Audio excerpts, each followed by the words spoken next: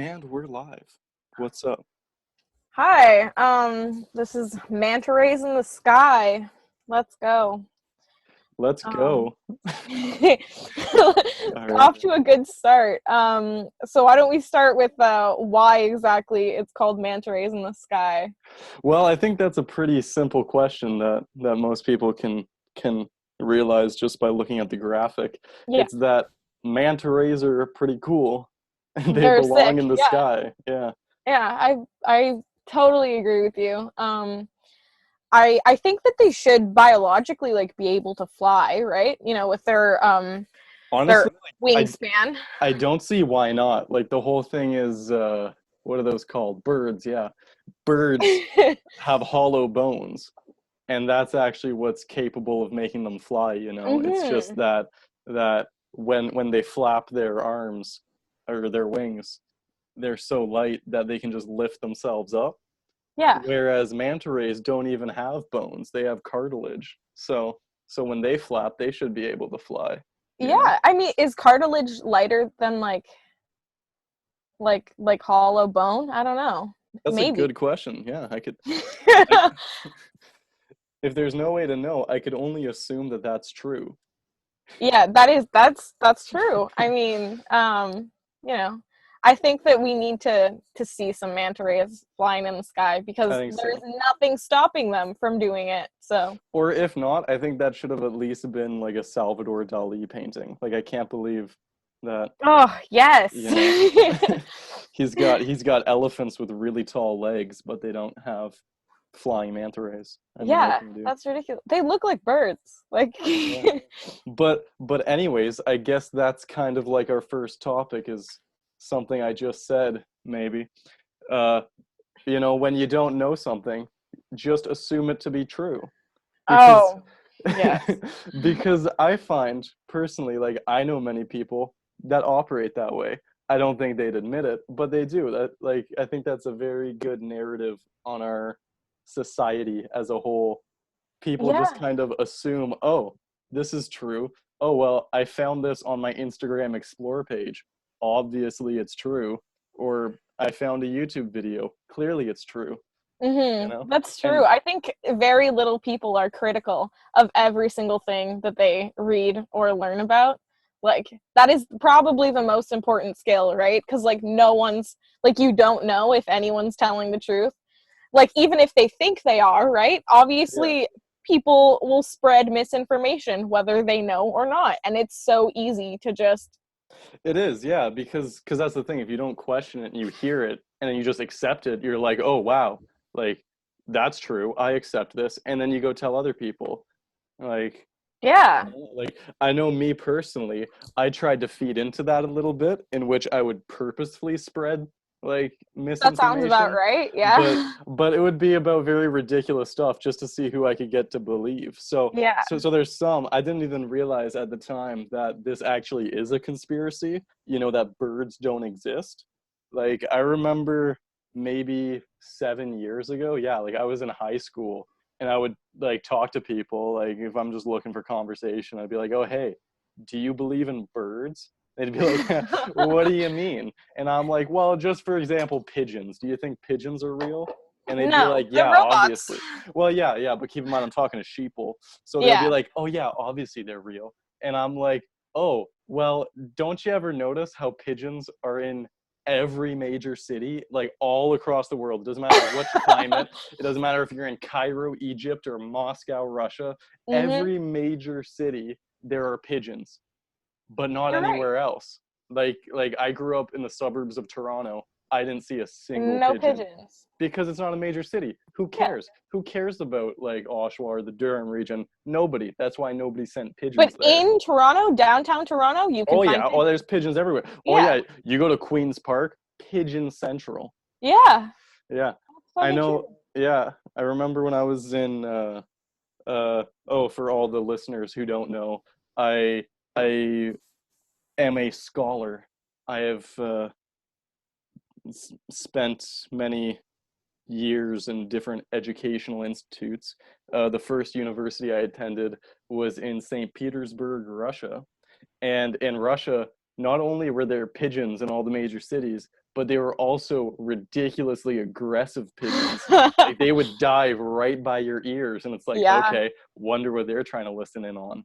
When I went to Italy, it was exactly the same way. There were seagulls and pigeons that were fighting. The seagulls were like the size of chickens, and the pigeons were normal pigeon size, but they were Now, both now, when you say incredibly. chickens, okay, just when you say chickens, do you mean like chickens in nature or like chickens in the United States? Like chickens in nature, like Oh, okay. a natural like I forest I chicken, feel you like know. that's a regular seagull size though, so I don't really Really? understand the need why you had to Oh, clarify. okay. So then a United States chicken, I guess, is what I Ah, okay, actually okay. meant. The I, fat I I'm boys. not I'm not that familiar with like the sizes of chickens. Okay. So Well, it's I guess actually, I shouldn't be making the comparison if I'm not, but yeah. you know. I wish I knew we were gonna segue this way. I would have had a visual to show the audience. But just for those of you that don't know, most industrial farms in the West and in North America and whatnot, they actually give chickens estrogen in order to artificially enlarge their breasts. That way, Mm, because everyone likes white meat and whatnot.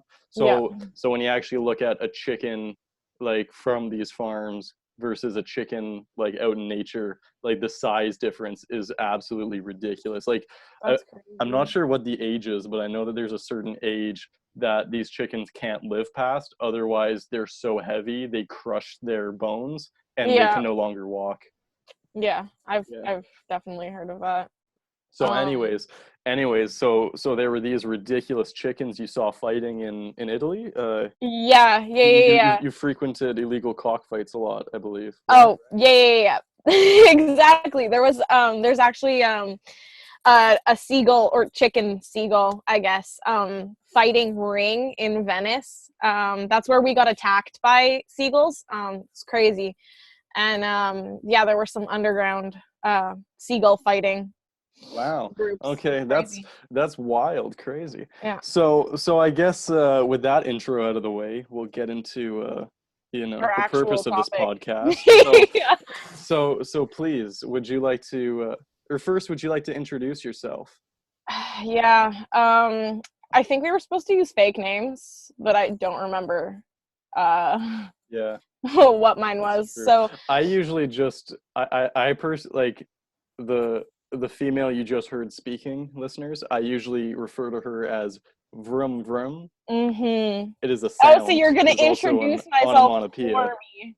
Yeah, okay, I guess I'll Yeah. introduce you for you. You are vroom vroom. I have been known by many names. Yeah. A lot of people call me Giovanni, so I guess you can stick with that. Giovanni.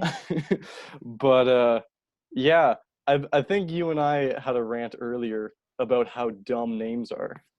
Yes. Yeah. Why exactly do I need to refer to you as Giovanni? Yeah, What see, what is the yeah, purpose of associating letters with someoe's entire identity? It doesn't say anything about them as a person. You know what I mean? It doesn't it's represent true. who they are. It is not an accurate way to talk about somebody because they are so much more than just their name, and yet we use just a small string of letters. Yeah, when people ask you to introduce yourself, usually the first thing you think of is, "Oh, what's my name?" And I Yeah, think I just said the same thing to Vroom Vroom. Is I said, "Oh, please introduce yourself," and she was like, "Ugh," and she was thinking of a name to say. yeah, Yeah, exactly. It's so meaningless. yeah, but the whole thing is we kind of form our own identities around that. Yeah, I know I mean, for it's a huge part of like our self-esteem and ego, right? Your name means so much to you as a human being. Like, true, yeah. You yeah, look at pop culture. There was that movie. I think it was The Conjuring, maybe. I don't know. There was like a demon person or whatever, and they could only kill it if they knew their name because they're like, oh, names are power, and yeah, like that's just so ingrained into our way of thinking and whatnot. They're like, oh, like our name is who we are. yeah. I Or know. you tend to think of yourself in superficial terms. You think of yourself as like your job, your profession, your name. Like Mhm. when do you ever like when someone says, "Oh, please, like step up and introduce yourself"? Do you think, "Oh, hi, I have a passion for," you know, I origins, mean, food, I like whatever. see Like the thing is that I think the whole point is that regardless of what your name is, it could be representative of who you are as a person, but like nothing is ever going to fully encompass you as a human being, right? that's true. Like That's true. Yeah, no, you're like right. it doesn't matter how you introduce yourself, it's going to be redundant in the end, because if someone actually gets to know you, then they will know that you are not just that one thing, right? Yeah, no, yeah, I was actually reading something that kind of alluded to that earlier. It was like what a bunch of Buddhist scholars refer to when they're talking about how language like is so like there's so much stuff that language cannot um explain. I Mm-hmm. guess I'm demonstrating that right now because I can't use language very well. But anyways, it was just saying that words and phrases and sentences, it's like pointing your finger. So they say you can describe something and that's like pointing your finger at the moon. But if you get caught up on the words, you're just looking at the person's hand and you're missing the moon. Like it's what Yeah. goes beyond words that's where we truly get into understanding and whatnot, right? Yeah, that is true. Yeah. Words are just a way for us to understand our environment. It is not the actual understanding of it, right? Sure, yeah, yeah, because it's just, beauty is infinite.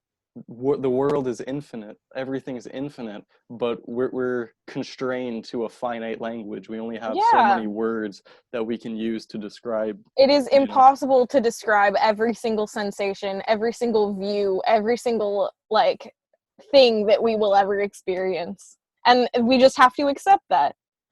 Yeah, yeah, no, Yeah. it's true. Yeah. And I feel like that's a huge source of misunderstanding comes from.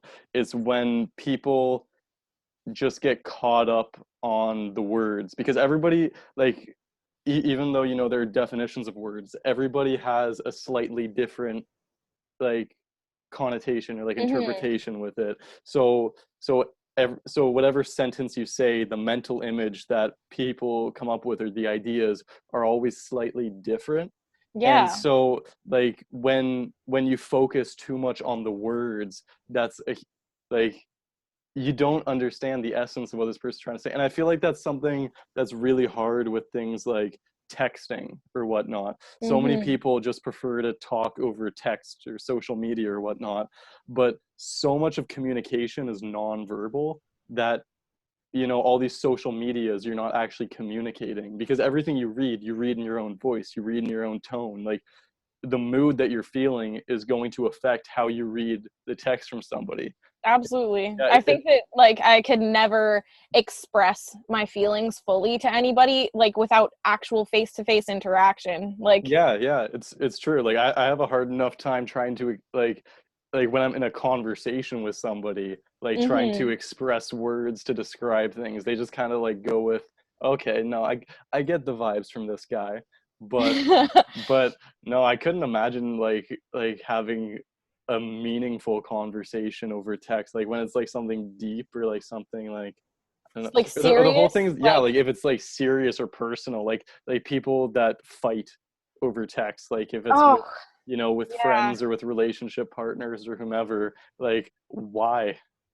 It's pointless. You're never going to get anywhere, right? Like Yeah, you're never like going to be able to understand what they're feeling because you're not face to face. Like it's absolutely impossible to truly like fix a problem over text. Yeah, no. yeah, That's no, yeah, no, I 100% fully agree. yeah, that's I don't But know. but anyways, that's actually no that's something that I think is not to be too negative about our society and our way of thinking, but I think like a huge like contributor to that and of like the misunderstanding and the association with words and you know speech is language itself. Is that I find at least where I'm from, the Toronto region, not many people are bilingual Mhm. or multilingual at all. Like most people, they only speak English. And I think a huge issue with that is because when you learn different languages, you're learning different ways of thinking. Yeah. And you realize that there's no way to directly translate like word for word into each language, because each language has such a different, like when you say a sentence, it has a very different essence, you know, Mhm. whether you I mean, say there's it an in, entirely different approach for every single language, right? Because they yeah, saw it from a exactly. different perspective, and so they will define the world by the things that they like deem most important, and that's different for every single person. So, Exactly, yeah. And the whole thing, like language, like it says a lot about a culture as well, and it says a lot about like mindsets and whatnot when people, and I feel like it has the effect when people grow up learning this language, it dominates a lot of like their like ideological ways of thinking. I know, like for mhm. example, like in Russian you don't use any uh propositions, and a lot of the times you drop pronouns or you drop subjects if it's like readily implied. So Yeah. yeah, there can be a sentence um uh that's like very short, that's like a couple words in Russian, which like in English it would be like much longer. and Mhm. and I feel like that has a huge narrative about like a mindset that kind of dominates like Russian culture. You know, it's always very short, sweet, to the point. Like, you know, you don't waste time. You just get to the point. Whereas English, like one of the biggest things with English is it's also one of the slowest spoken languages. Yeah. Like, you know, like I feel like if you heard people speak any of the Romance languages, like Spanish, French, people tend to speak very fast. Or, you know, like there's a lot of like most other languages you hear people speak very fast, whereas in English, I guess especially just around the area that we're in, people speak really slow. And I feel like that's definitely a huge narrative as to like a lot of like our way of life here. Like it's very slow, you know, like everything in time, like you have to go to school for this many years, you have to wait for retirement, you have to, you know, Yeah. like life is slow. Like that's how like so many people think here, and I feel like that's because of like our language. Yeah. That's true. That's true. And language has is it's such like a window into the way that like those people will operate and like view the world. That's really weird to think about, especially cuz like if you learn multiple languages from birth, then that could hugely impact the way you view the world like as you grow up too, right? Yeah, definitely. And yeah, because the whole thing is you're so susceptible when you're very young. Like I think they say you have the easiest time learning languages between 4 and 6. So Yeah. people that grow up in multilingual households, they tend to like retain like a lot of the different languages that they're exposed to. And I think that's a great time that we should be exposed to like all these languages, because when we are so susceptible and when we're creating our view about the world, if we already have different ways of thinking, I feel like that's just a great way to keep us open-minded and whatnot. Yeah, that is true. I feel like obviously so much of like hate and the largest problems with the way that we interact with each other is like that lack of open-mindedness and like compassion for other people's way of thinking about things, right? Yeah, no, it's Um true.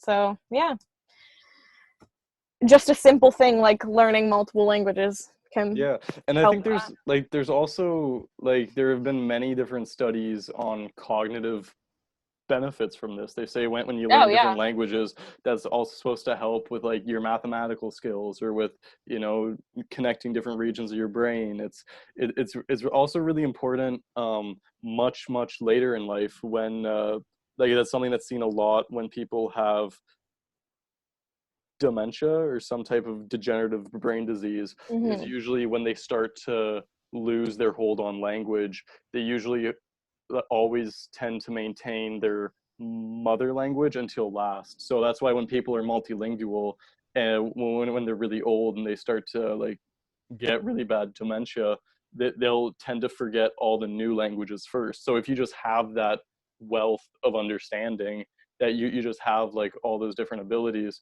then you'll still be able to retain your way of speaking. Because I know Mhm. um, the Broca's region of the brain, like when The people, language. Yeah. yeah, when that starts to deteriorate, people have a very hard time just speaking in general. So if you only Yeah. speak one language, then that's just a huge barrier right there.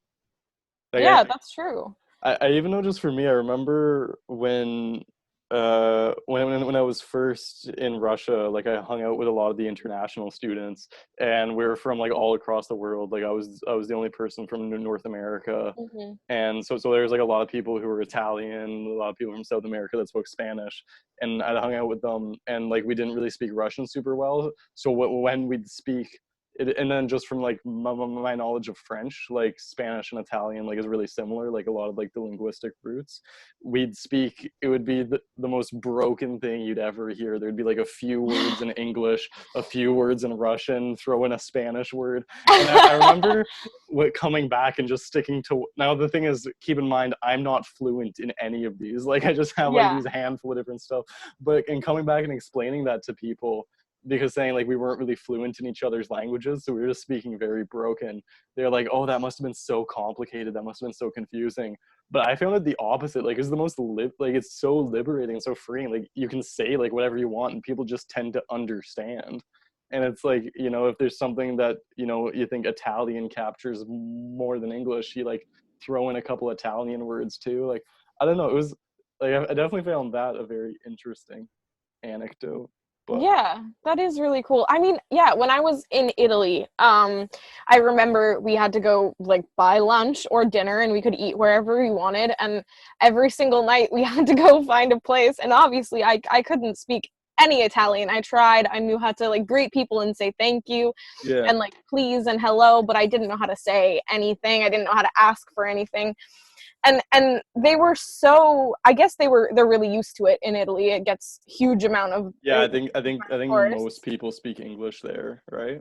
Yeah, Yeah, I mean some of them did. But like oftentimes people did not, but they would still, it was still so easy to communicate regardless, like very simple things. And it was like surprising how much you could do without using like their language.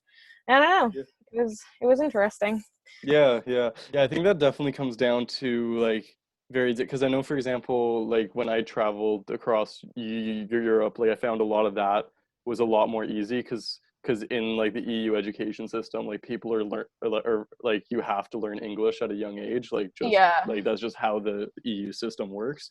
And so like I remember when I was in Finland, I don't think I learned a word of Finnish. Like everybody was almost completely fluent in English. When I was in Estonia, like a lot of like the young people spoke English, a lot of the older people spoke Russian. So like I was fine with that. I didn't really know Hmm. much Estonian, but I just think, but then I know like I'd go to some places in Russia where nobody spoke a word of English, and this was like really early on. I didn't know much Russian, and so this is something that I'm thinking of. Like it was something I heard before that is very relevant. Is whenever you go somewhere that you don't speak the same language, you learn two languages. They say you learn the language and then you also learn sign language because you're just like Yeah. you're just like throwing your hands in various forms trying to communicate.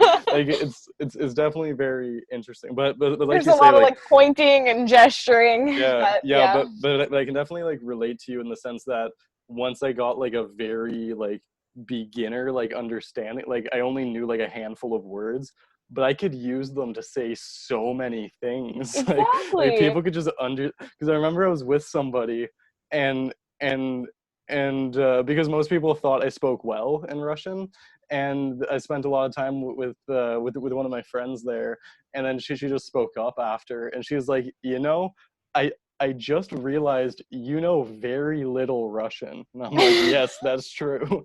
And she's like, but you can say whatever you want. And I'm like, yeah, no, I know. I just kind of You just just go mix them with it. together. Yeah, Yeah. in different ways. But I mean, I don't know.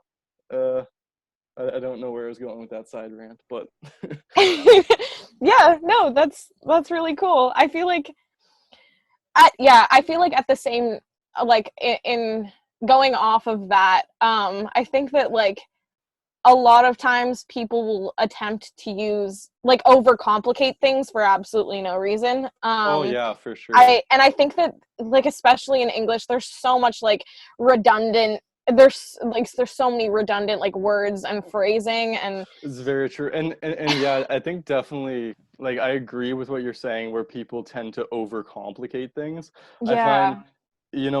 so many people, like it's very prevalent like in our society, in our culture, that so many people have this overwhelming sense of insecurity that they try and hide with like overconfidence or with arrogance and whatnot. Mhm. And then when people, and as a result, people want them to think, oh, I'm smart, oh, I'm good at this. And with that, people try and make things so complicated that way other people can't understand it. But That's like, ridiculous to and me. they'll do that with their words. They'll throw out like the most complicated words they know just to try and make themselves Yeah, seem smart. But I know. what I find like very ironic about that is that's just showing like when I hear people speak like that, like obviously like some people like in academia, they're just talking about, you know they're talking about topics that require a lot of vocabulary that not everybody uses.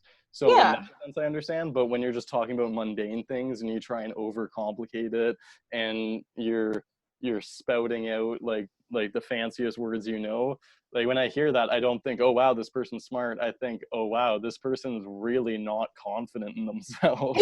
Yeah, I definitely. think, And, oh like, wow, this person wants people to think that he's smart. for me, a true demonstration of your knowledge is that you can put it in the simplest terms possible, right? Yeah, Like, yeah, and exactly. if That's you actually know what you're talking about, then you should be able to word it in a way that everyone will understand you. You shouldn't be talking to people as if you expect them to not understand what you're saying, right? You should exactly, talk to exactly. people with the intention of confusing them, with the intention of making them think that you know more.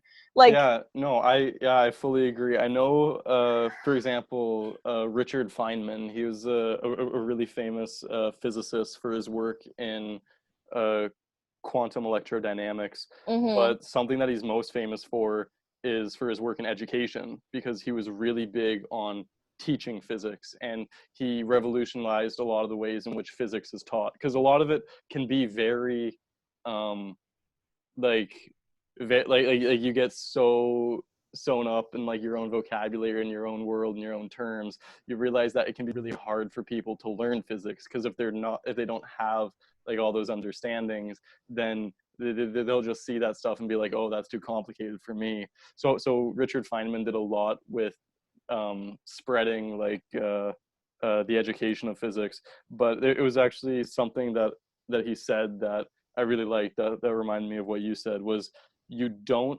understand a topic unless you're able to explain it to other people. Yeah, I for think that's sure. true. Yeah, yeah, because so many people, like, anyone can make something so convoluted that no one understands what they're trying to say. But if you make something so clear that everyone understands it, that's what shows true understand. That's what shows that you're smart and you know what you're talking about. Mhm. For Yeah, sure. If you yeah, understand something in depth, you should be able to explain it in many different ways, using many different words for any different type of person, right? That's the point. You're supposed to express that knowledge so that other people can understand it.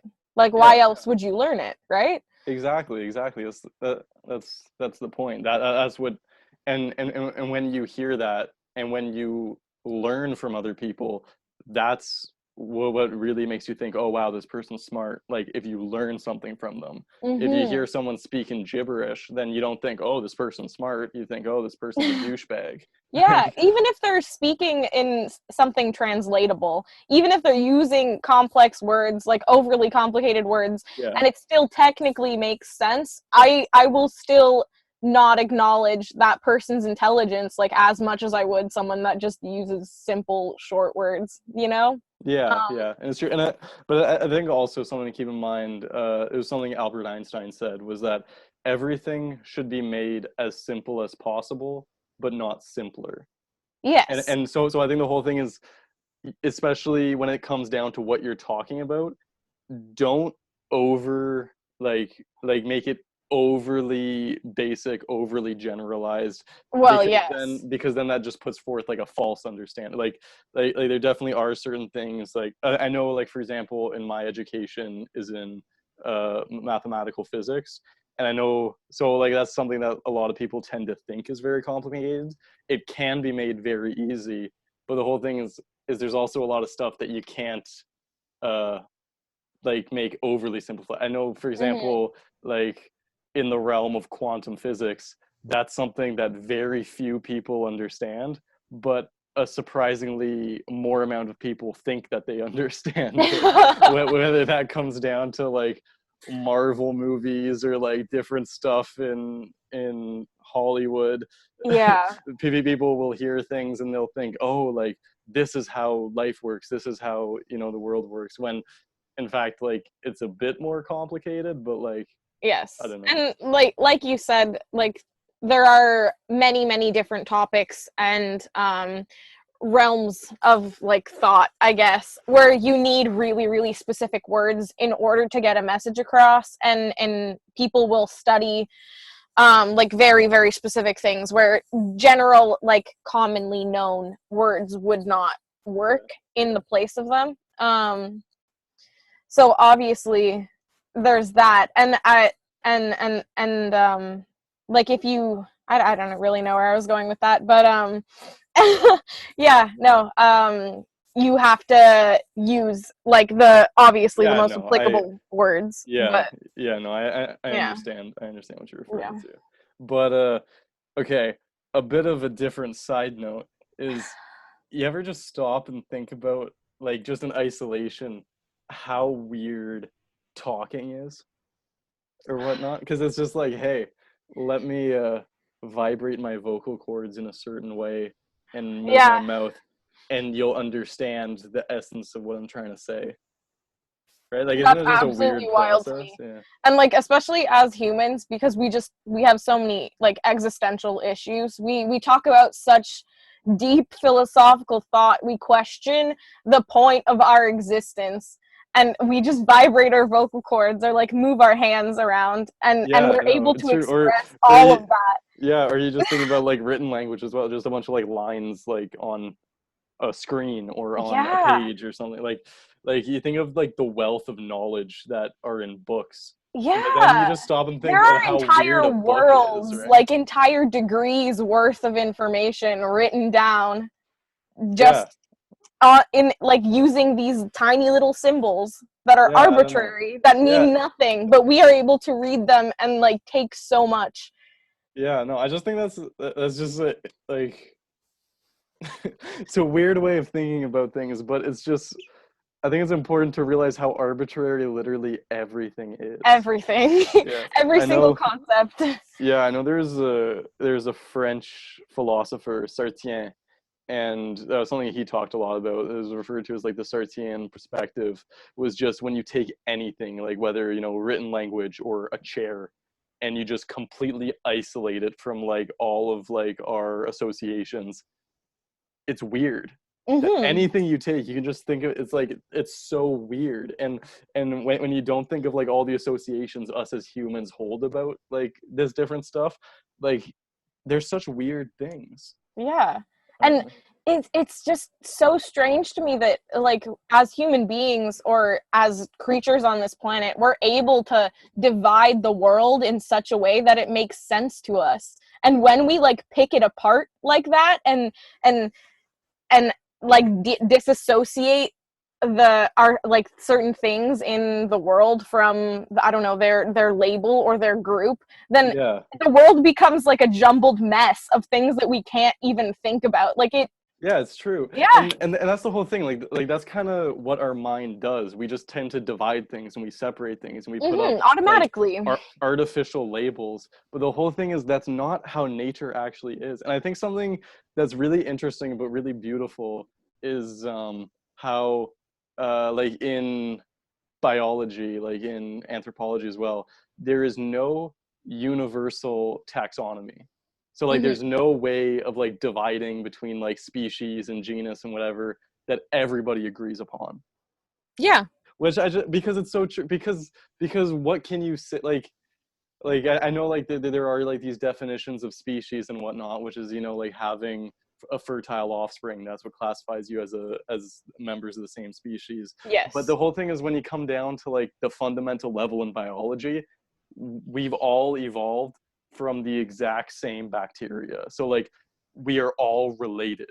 We are Yeah, all like very distant. Like me, you, blades of grass, like the fungi under the earth, like everything. We're all related. We all have the same. Like there's that one sequence of ddna that's in every single living organism on earth, because it was found in the leucobacteria, the last universal mhm. common ancestor, because there's only one tree of life, which is something that I think is really beautiful. And the whole thing is like us as humans, like now how we evolved, that kind of dictates like a lot of the ways we think and act and whatnot, even still. But the whole thing is we have come learned to separate things and put labels on things, say, oh, you know, this is that, this is a river, this is land, this is good, this is bad, this is, you know, poisonous. And just because that's helped us survive, but that doesn't actually mean that's how things are. That doesn't, Mhm. like I know, for We example, are in, from this earth, but we yeah, have not been built to fully understand it, I guess. yeah, and a huge teaching in Buddhism and Taoism is just that this artificial separation is just an illusion in their mind, that we're all Mhm. one, everything's one. Yeah, it's we're all part of this like net, right? And Yeah, every single person is connected. it's true, yeah. Yeah, I don't know how we got on this topic, I but have no idea either. It's very far from like what we originally wanted to talk about, but that's oh, okay. yeah, it was I asked you to introduce yourself. Yeah. And then I got into like names and then words and then language and then, And now we're but here. yeah, yeah, human understanding. But anyways, yeah, back what I've written down is the first thing we should so this is supposed to be a podcast. Our episode was supposed to be on podcasts, like what are podcasts. Mhm. I was really hoping to learn, because me personally, I've never actually listened to a podcast. I've just been told by many people, because as all you listeners have probably heard by now, I just go off on very weird side topics and whatnot. I haven't really ranted a ton right now. You might be thinking what I'm doing is ranting, but you ain't seen nothing yet. Absolutely But nothing. but uh but but yeah, a lot of people just been like, oh, you should do a podcast. And I'm like, okay, why not? So Well, we we're talked. here. We're doing Vroom it. Vroom is already a podcast maker. Mhm. Yeah, she's you know, I have never published a podcast before. I've just made them. uh, uh, But, you know. but anyways, uh, yeah. So podcasts on podcasts. So yeah, I don't really know what a podcast is. So would you like to? I've heard TED Talks before. That is most That definitely not what we're doing right those now. are not really podcasts. I don't know. So I did a little bit of research on it too. Ooh, that's I've good. I haven't done yeah. any.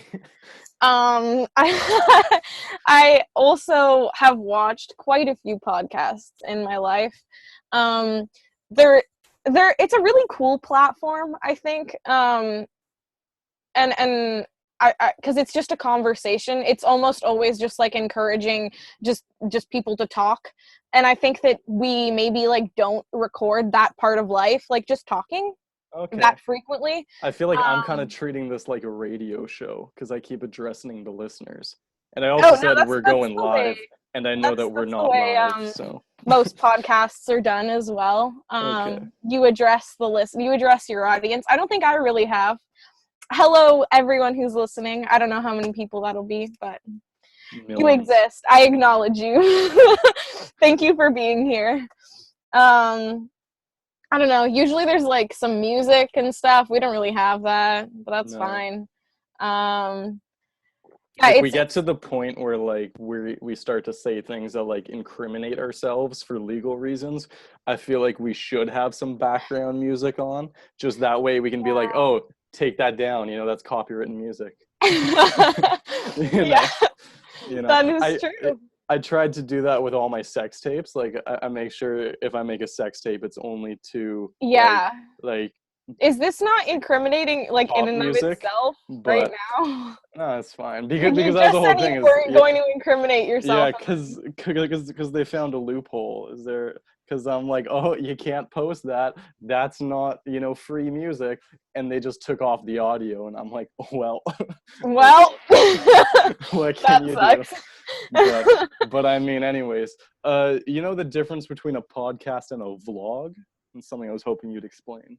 Oh, yeah. Well, a vlog is kind of like a video of your day to day, right? Or like of a little thing that you're doing. I don't know. Sometimes vlogs are just one part of your day. Sometimes vlogs are like many days all put together in one video.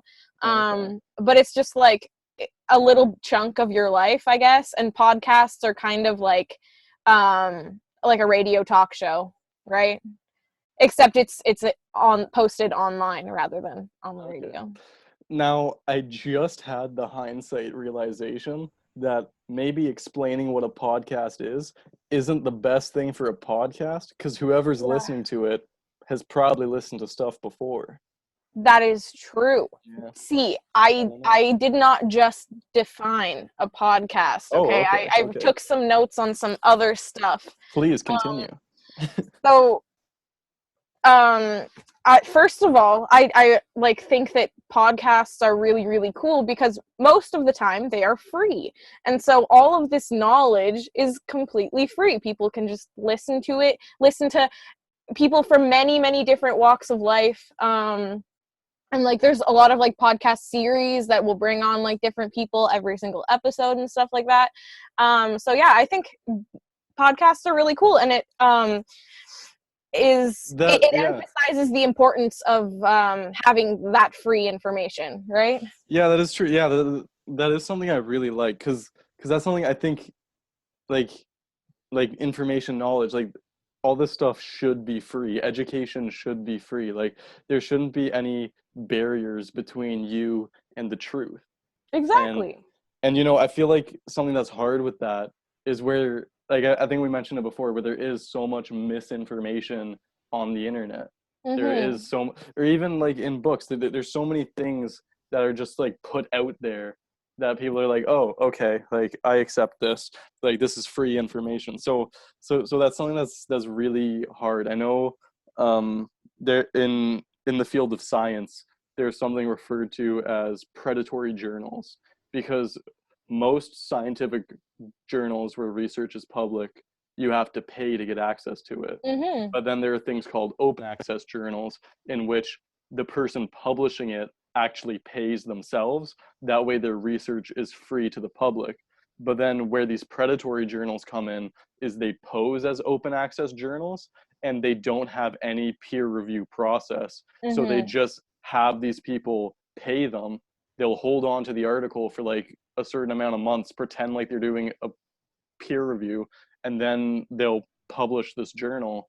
And and and that's hard for both the reader and the person putting forth the research because when there's no peer review process then you don't know how reliable this research is. And when Mm-hmm. that goes out into the public then people are seeing this and be like, oh, this is true.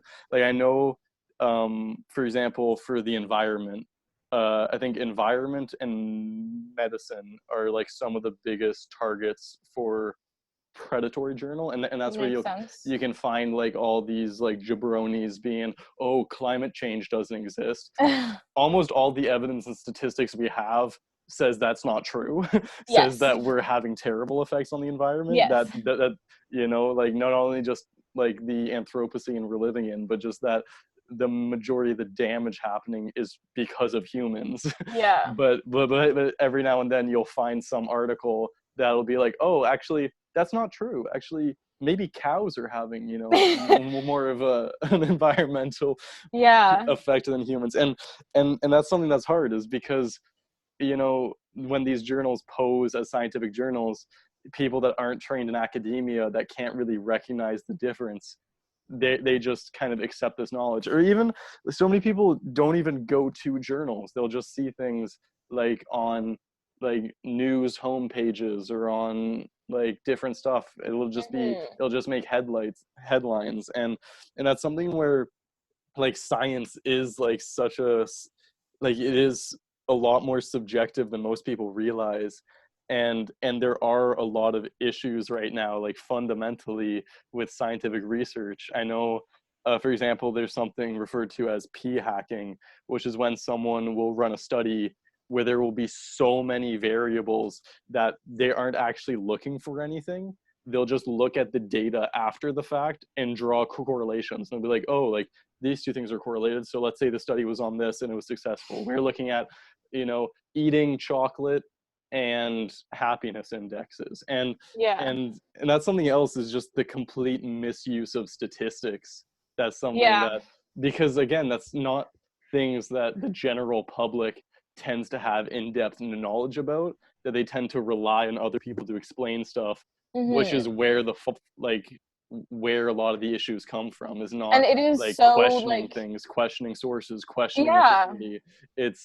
It comes down to just, oh, like I accept, like, like you don't need to do like redo every piece of research. You don't need to like reinvestigate everything, but you do need to look at stuff critically and think, does this make sense? Like, or even, even if it does, even if it's just perpetuating the preconceived mindset you already had on the topic, just think to yourself, like, okay, like what are the sources of this? Like, who, I don't know, who's putting this out there? Like, is there also an agenda? Like, because for example, when you're looking at studies for environmental effects from chemical fertilizers that are sponsored by fertilizer companies, obviously you can kind of make the jump to be like, okay, maybe these studies weren't as controlled as they should be, Hmm. because this company just wants to put forth like fertilizer sales. Yeah. So I think just because there are studies on something doesn't mean you readily accept. So I feel like that's a huge danger in the area of like just having like this complete flood of information out there, but a complete lack of knowledge and understanding, which is where I think is the importance, yeah, of free education, I mean, like what you're saying with like free information, but also like information in the sense that it'll stimulate people's understanding. We're Hmm. not just throwing out things like, oh, here's a cause for depression, here's a cause for this, here Yeah. are correlations. Just have people understand themselves and the world Yeah. around them, And which I hope I think maybe this podcast can do that for you. yeah, Maybe it's just hopefully. you're bored. Maybe you're just really high and want to laugh at what we're saying. Who knows? Yeah, that's true. I think like, especially with the wealth of information that there is on the internet, it's so easy for people to just be content in learning facts rather than in actually understanding like entire concepts. Like I think that a lot of people maybe focus on um or will when they like pose a question to the internet, they will focus on a single fact or like a single number, and that's not at all a judgment, like that, and can't be used as a judgment of your knowledge, and it can't be used to express at like you actually knowing what that number means, what that fact means, for the Yeah, rest of yeah, the no, topic, right? yeah, um, that's very true. You can, and so like, especially with all of these like graphs and statistics that are used in scientific studies, like oftentimes, um like you said, there's a huge misuse of statistics, and so that can create something that's like so easy to like misrepresent, right? And numbers are obviously, like graphs obviously, like are super easy to skew so that they mean something maybe completely different. So yeah. yeah, yeah, no, and yeah, it's true. And I know, um I feel like a lot of that, like we're kind of conditioned this way, because I know, Yeah. for example, like even in like some university physics classes I've done, like I'll do like experiments in the lab, and then like I know people personally, or like people I'll be in a lab group with, and they'll be like, okay, here's an outlier, I'm just gonna delete that. Oh, we have a much stronger correlation now. Yeah. And then it's and then when when that's the kind of mindset, when it's kind of like, oh, you know, the people that do well in these science courses, you know, obviously you did the lab well if you found a strong correlation, then you translate that into these people doing actual research into things that aren't just like nothing's black and white as, you know, Mm-hmm. everything pretends to be. So then people will be like, oh, I want to look for something where I can find a straight line, and then sometimes they'll impose a straight line on top of that. But even if they don't, I feel like a lot of it just comes down to ignorance, which is like the cause of most of the world's problems today, is Yes. ignorance. Because the whole thing is with statistics, you can't prove anything. You can't definitively say anything. What statistics is it is the quantification of uncertainties. Mm-hmm. And I know, for example, like like uh, when I was doing math research into like the foundation for mathematical statistics, like it's just like a lot of like probability theory and like beginner calculus that like goes into it. Like it's not like it's not super hard. Like people can, like if you're interested, like I can post links and whatnot for people Yeah. to learn about this type of stuff. But anyways, something that I remember, my professor, he wasn't a mathematician, he was a statistician, and so he was super turned on by stats. He loves stats everything. He's like, stats is life. I don't know, but but something he would rant a lot about was when, like, the difference between when he would teach it to like the math classes versus to like science classes. Like there would be a first year class that was called non-calculus statistics, which only science majors would take because that's not Yep. considered a math That's class if you're a me. math major. Yeah.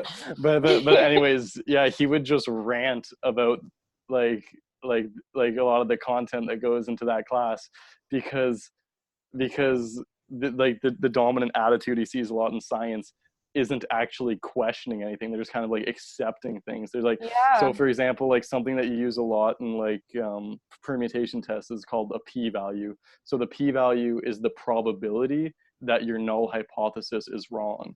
And so the whole thing that they're taught, oh, a p-value less than 5 is, or less than 0.05, Yeah. it means that this is true.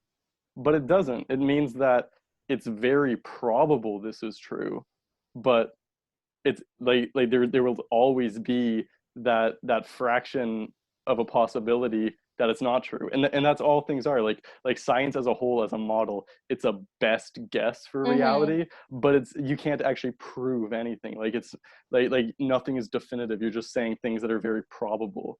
And we know, like, from our daily lives, that just because something's improbable doesn't mean it's impossible. You know, we get improbable like things happening to us, you know, whatever it may be. But yeah, and that's the whole thing. And that's like in any area that uses statistics, which is, you know, almost all like experimental science, like nowadays.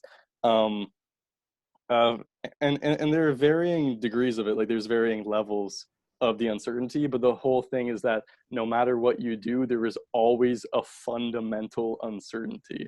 There's it won the Nobel Prize, I want to say 2016. Don't quote me on that. It was somewhat it was within like the past 5 years. Mm-hmm. Um, it was a big discovery in um, particle physics, which is called the Higgs boson, which is just a fundamental particle that gives matter mass. You know, when things come in contact with the Higgs field, they have mass. Mm-hmm. And the way that the experiment was set up, it was using a p-value of 0.000001%. So, you know, we were like 99.999% certain that we found the Higgs boson.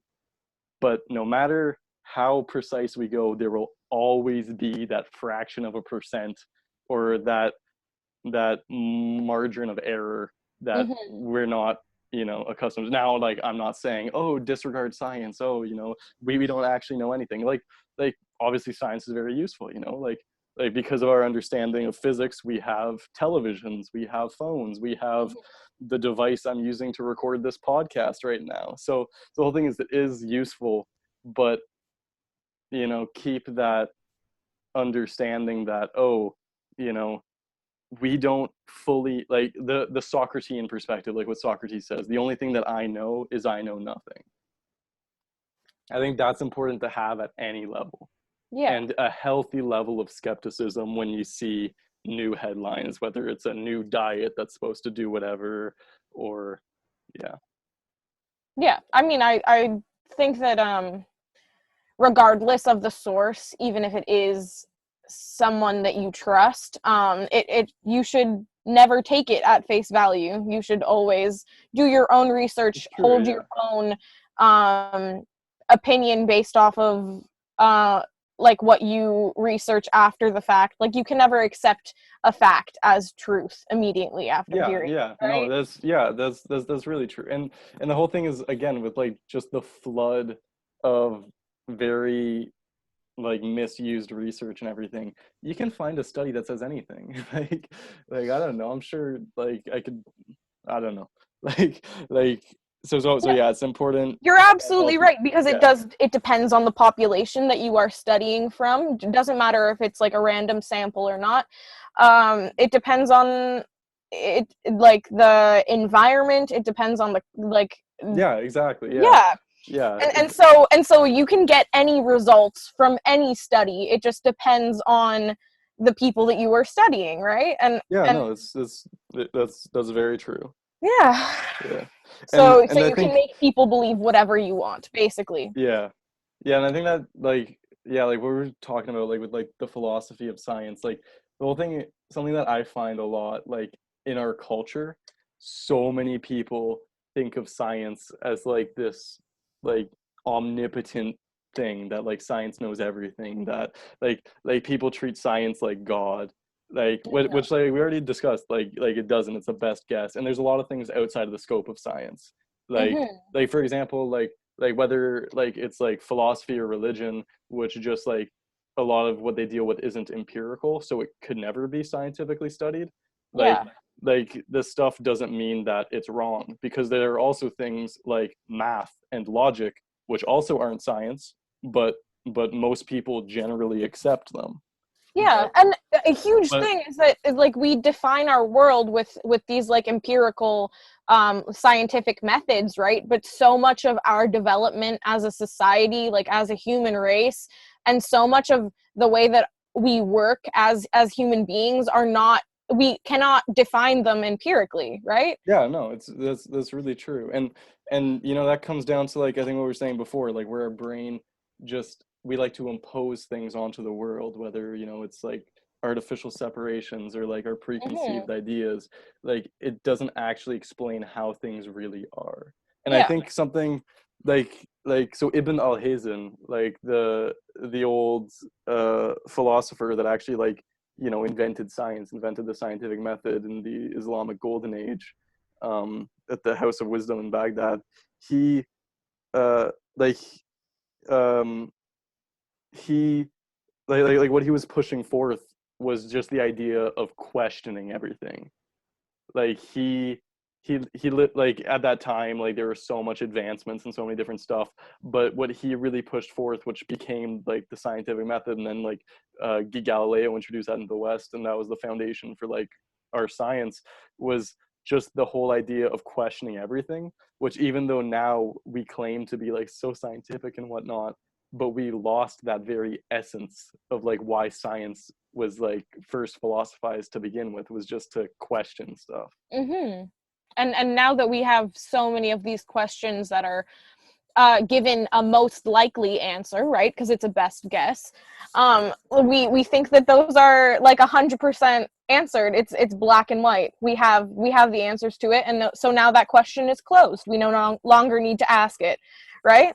Yeah, yeah, But in the end, no, it should open up even more questions, yeah, and it exactly. should make us question everything else around it. Yeah, Why is that the truth, you know? that's the whole thing. Like, no matter how far you get into something, no matter, how much research you do, no matter how much you know, no matter how many questions you answer, there will always be more questions that open up. And we Exactly. see that in everything, in like any discipline or like any realm of human knowledge. The further you go into it, the more questions appear.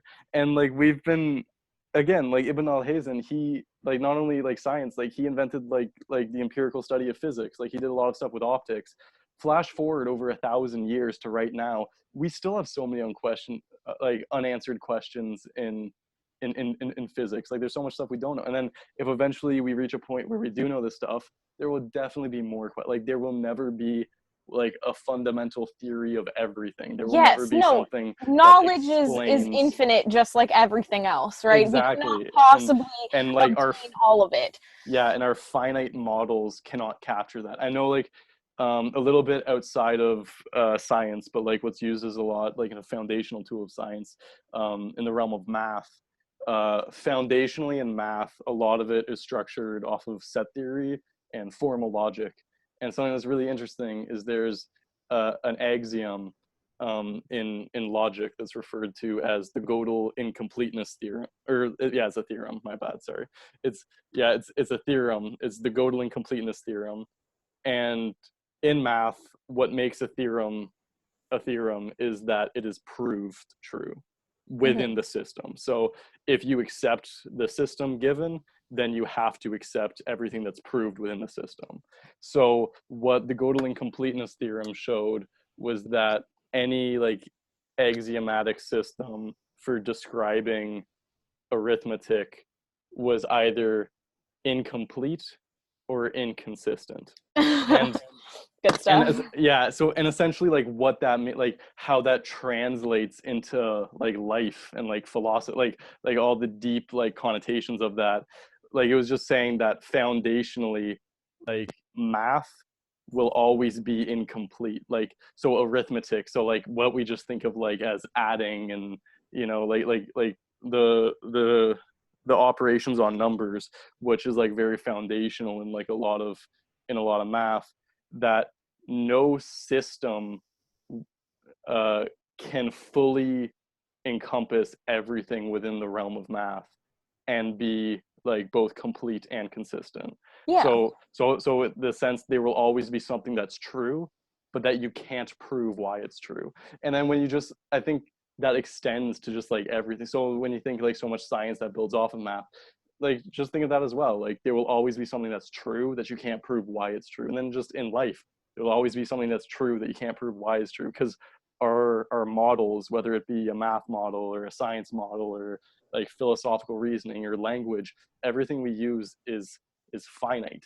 And from what we've been saying like for the past bit is that understanding is infinite, that there's an infinite wealth of knowledge to be bestowed. Like we can never fully grasp that within like any of our man-made tools. Yeah. You just have to. Regardless of man-made, I think our brains are programmed in a way to only understand the universe in one certain perspective. I think it's so hard for anyone to comprehend the universe in something different from the perspective that they've been like that has been ingrained in them. Yeah. So I know in like a lot of like dharmic philosophy and whatnot, like in the East, so in like Hinduism and Buddhism, they believe that like the fundamental reality is not something that can be explained or reasoned. It's only something that can be experienced. So like so that's a bit different with the sense that like they believe you can gain that perspective, that you can like that's what a lot of people in the West call enlightenment. So, like there's a lot of different words for it in the dharmic philosophy, but it's just the sense that by looking within, you can start to understand like the reality of life, the reality of nature, the reality of stuff around you, but it can't be just like reasoned or articulated or whatnot, which is something where in the West we tend to go with the exact opposite route with like our philosophy. Our philosophy was just like written in volumes. We have like a huge part of our society was built off the idea of like laws, the power of the written word. So that's, I don't know. Yeah, no, you have to, the way it works here, at least in like Western philosophy, is you understand the way that you think about the world first, and then you collect all of the knowledge from the world, right? But the Yeah. way that we should be looking at it, at least in my opinion, is like you look at the world as a whole first, and then you create those systems of understanding it, Yeah, right? yeah, it's true. And yeah, and like there's not like one universal thing for everyone because everyone thinks differently. But yeah, I think Obviously. like at the end of the day, just I don't know. Yeah, everything we're saying, this is our opinions, as with everything. Whenever you hear someone talk, they're just speaking their opinions. You So have to take everything with a grain of yeah, salt, truly. yeah. So Um, so if you've taken anything from this podcast, it's just look within yourself. yes. Maybe is that what Yeah. we're alluding to? Sure. I'm like Sure. even in the collection of information from other people that you get from outside sources, you still have to critically analyze that with the tools that are within you already, right? You still have to Hmm. make sure that you process everything with all of the like guidelines that you have for yourself. You have to make sure that you satisfy the needs of yourself with every single piece of outside information that you have, right? So Yeah. regardless of what like how many external forces are acting upon you, you still look within yourself first before you deal with those things, right? Yeah, yeah. No, that's very true. And I think that's something that a lot of people like around here have a very hard time with is looking within themselves first, is getting to know Mm-hmm. themselves first. And right now, as we're recording this, we are in the COVID-19 quarantine. Yeah. So How many so months has it been? Like two yeah, ish. yeah, I think we're like 2 months into quarantine. And that's something I don't know. That's something a lot of us have ranted about a lot, which I don't want to get Yeah. super caught up in. But No, I don't think that's we something. should. No, okay. I was just I gonna no no say, no no. Just like because there's a lot of like negativity, but we're yeah, not. there's a lot of negativity, but what I was meaning more so is that now more than ever, people have the opportunity to take this time to look within, to get to know themselves, and I Yes. think they should be seizing that. Don't complain about being bored when the the most beautiful thing of all is something that you hold within your own mind and your own Yes. heart. And yeah, no, that's beautiful. And I think that like building off of that as well, so many people are trying to satisfy their boredom by being materialistic, by spending their emergency response benefit money on like Animal Crossing.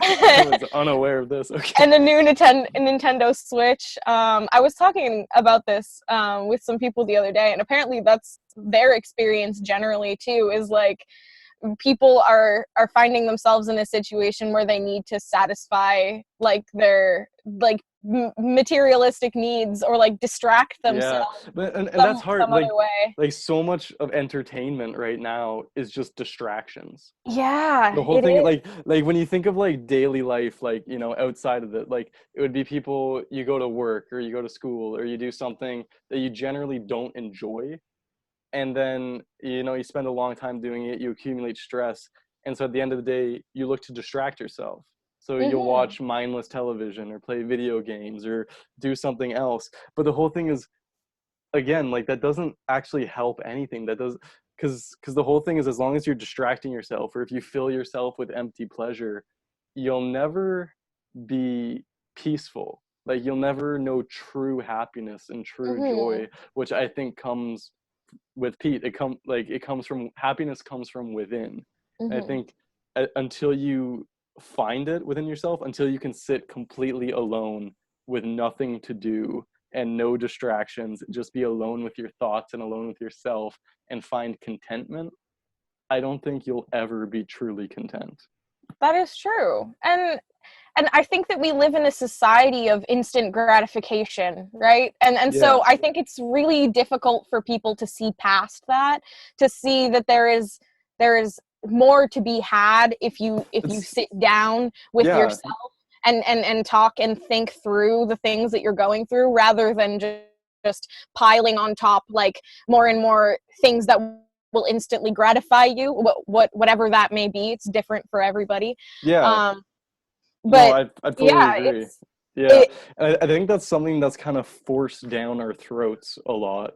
Like, because the whole thing is we live in a consumer society where, Mm-hmm. you know, we're told we have to buy things. We have, like, you know, if we get this new outfit, we'll be happy. If we get this new Yeah. console, we'll be If you happy. have a And the whole thing is, problem, then as you long throw as you, money at yeah, it. yeah. And the whole thing is like, if you sit alone with yourself and you're uncomfortable or you're depressed or you feel bored or something, that's an internal problem. As long as you Mhm. keep trying to fill that void with new material things, you'll never be happy. And that's what contributes so much to your dissatisfaction, is when you think that material objects or TV shows or video games can fill that hole that's inside of you, Yeah, that is that true. that can only be filled with like self-love and self-knowledge. And Yeah.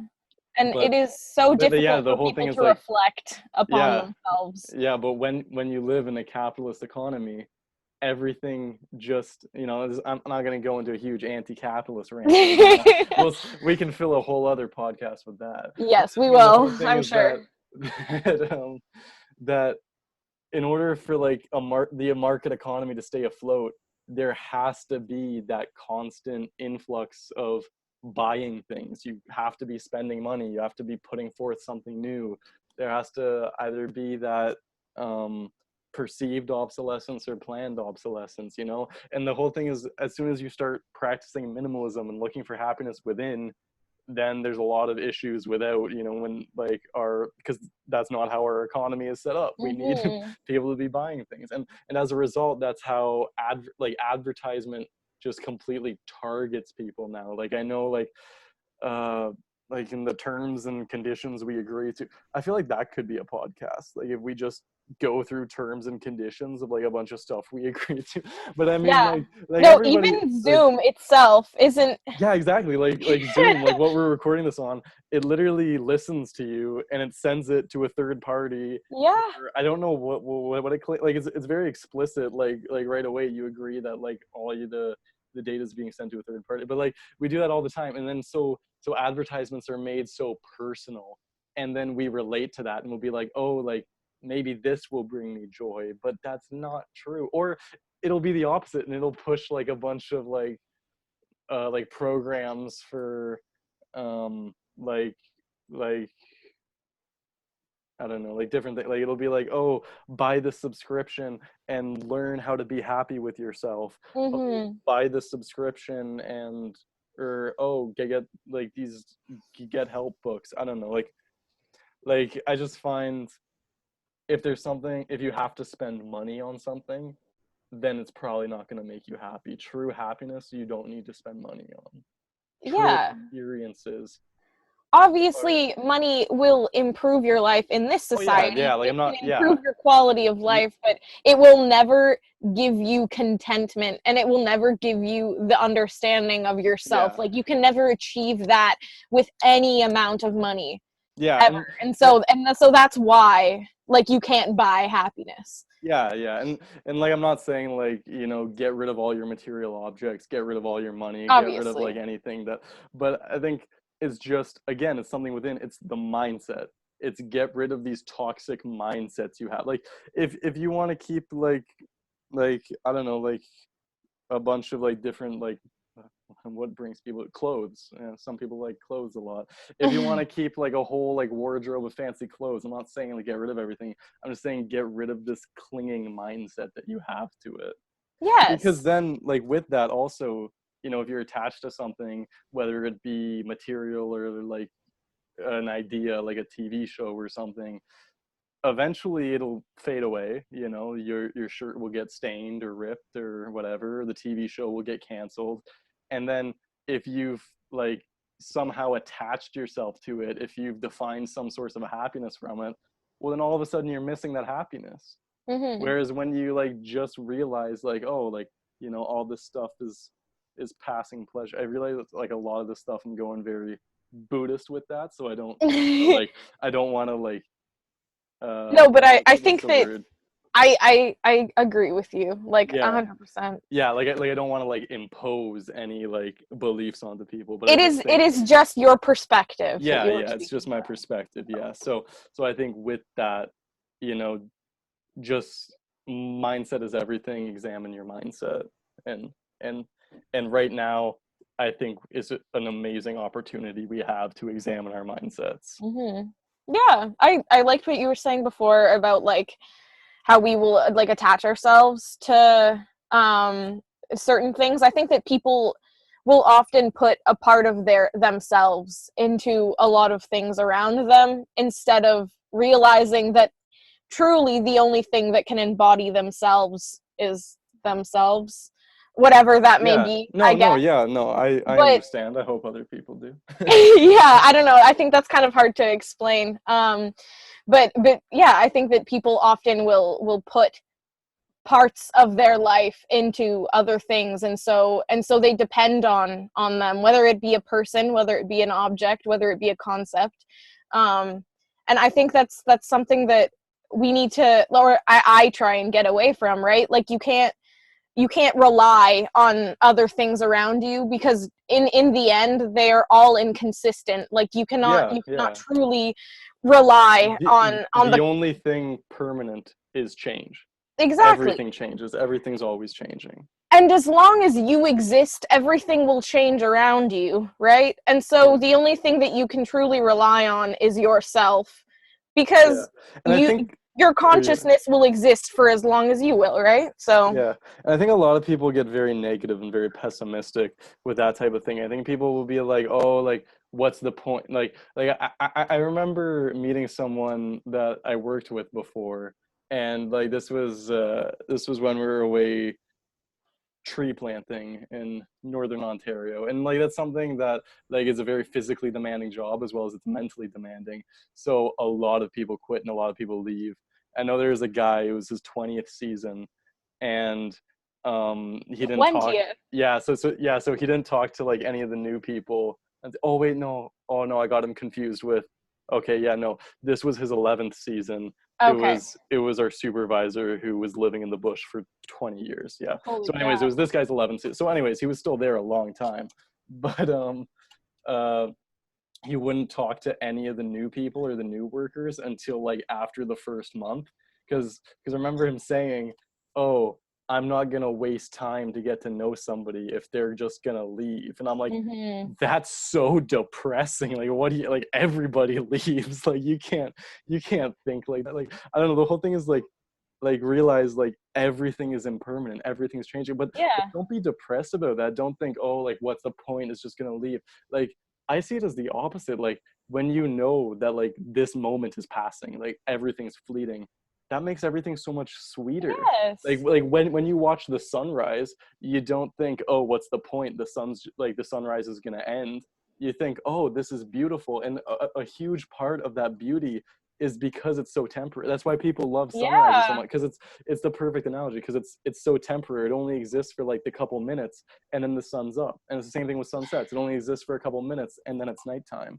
Like the whole thing's what makes things so much beautiful and so much sweeter is knowing that it's not going to last.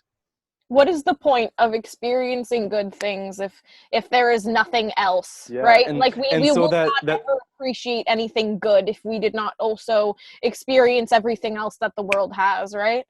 yeah, and just it just comes down to that, that ignorance about the way things are. When you want Mhm. to wait out for something that's going to last, then you'll wait until you're dead, because you'll never find something and I know something. I remember there was a really big study done, like the sample size was like thousands of people. It was on happiness indexes in romance-based marriages in America Mhm. versus arranged marriages in India. And something Ah, that they yes, found, yes. yeah, and something that they found like as a really big trend was that these romance based marriages in America were a lot happier at the very beginning, but Mhm. then over a course of 50 years their happiness like steadily decreases. Now like this is just the trend. Like, I'm not saying like, oh, you got like you're in a romance relationship, you're in a romance marriage, you're It's gonna bound to fail. yeah, it's bound to fail. And then something that they noticed that in India is they were much less happy at the beginning, but within 50 years like they learned to love each other like more and more, and Yeah. until the point where at the 50-year mark the happiness of the arranged marriage was actually exceeded the original happiness of the romance-based marriage. And I something, totally believe yeah, that. and so like that was an interesting study, and one of the interpretations on it that I found really interesting was it was this idea of clinging to impermanence, because in like dharmic like philosophies and beliefs, which are like really big in India, like Hinduism, Buddhism, it's a huge emphasis on the impermanence of everything, that everything is constantly changing, that suffering is caused by clinging. Mm-hmm. And whereas they're thinking that probably a huge source for the unhappiness in the West was this idea of clinging to the passing moment.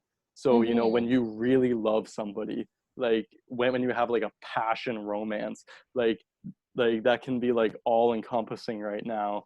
And and the whole thing is, when a lot of people would make that decision to marry them, they're not actually marrying them. They want to marry the moment. They want Yes. everything, that they're like, oh, life is perfect. I want everything to stay the same. And Yeah. then, when things start to change, which they will inevitably will, people change, the situation changes, then they'll become more frustrated because they're like, oh, it's not what it used to be. It's not this. And then that will only bring more suffering and more suffering. Whereas if you accept, like, as the whole thing, I know, like, especially in like a lot of that type of perspective, they say like extremism and anything is bad. And even in like in romance, like passion romances, those aren't healthy emotions a lot of the time.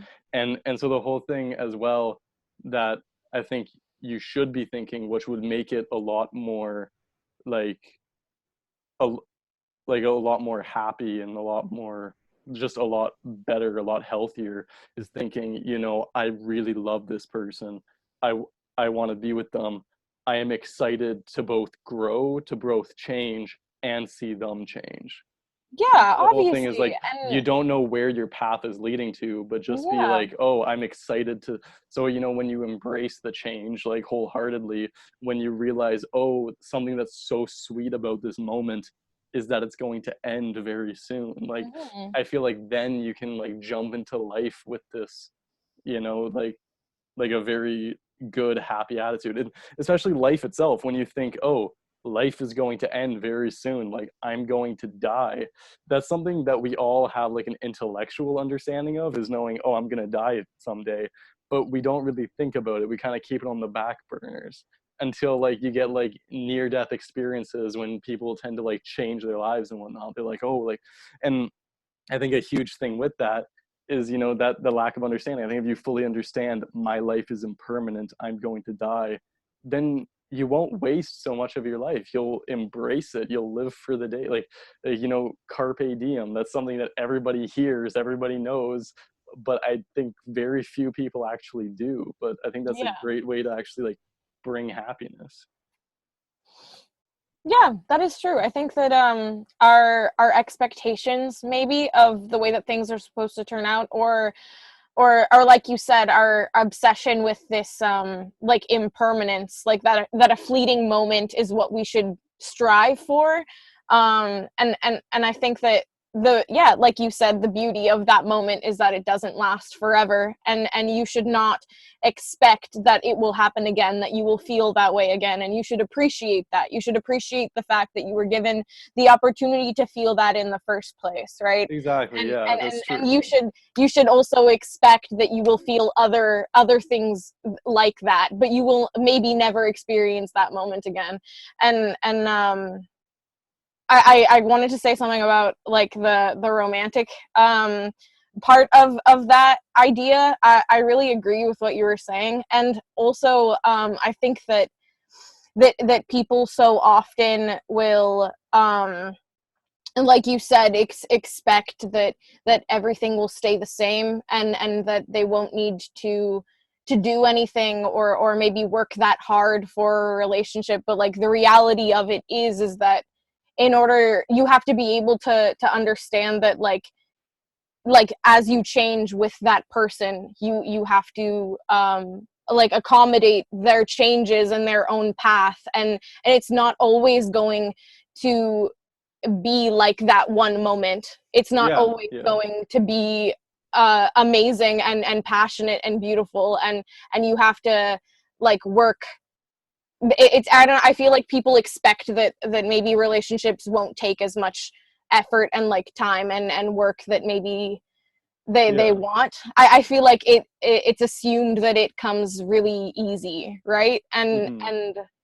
And that that love is something that they will always feel regardless, but in the end, it's as that person changes, they don't love them anymore because they, like you said, they Yeah. never really loved that person. They loved that feeling, that moment. Yeah, and I think that's definitely a huge thing with passion as well, is that people just get like addicted to that feeling, and it's not necessarily, and that's why like it's so often in like very like toxic or like abusive relationships, is because it's like, oh, but like the good times are a lot better than the bad times. It's like No. it's that kind of clouds people's judgment, which is really hard, especially when you have like friends or like people going through that stuff, just to be like, yo, wake up.